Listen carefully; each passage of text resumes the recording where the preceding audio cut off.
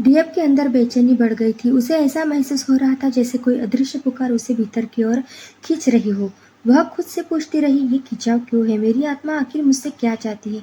अगले ही दिन उसने हिम्मत की और पहली बार ध्यान में बैठ गई। शुरुआत आसान नहीं थी। उसके मन में अतीत की बातें, डर और उलझनें घूमती रही।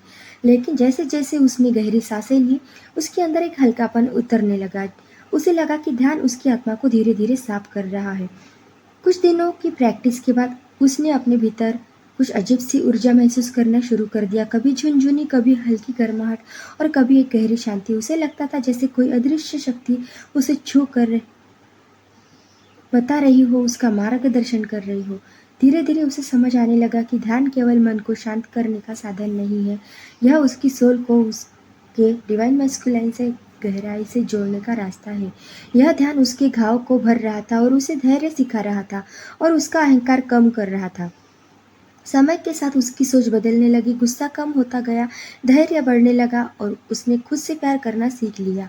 यही उसकी असली ट्रांसफॉर्मेशन थी। अब वह समझ चुकी थी कि मेडिटेशन उसकी ट्विन फ्लेम जर्नी का सबसे बड़ा आधार है।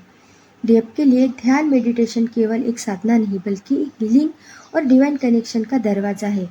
यही उसे उसकी असली आत्मा और उसके ट्विन फ्लेम तक पहुंचाता है।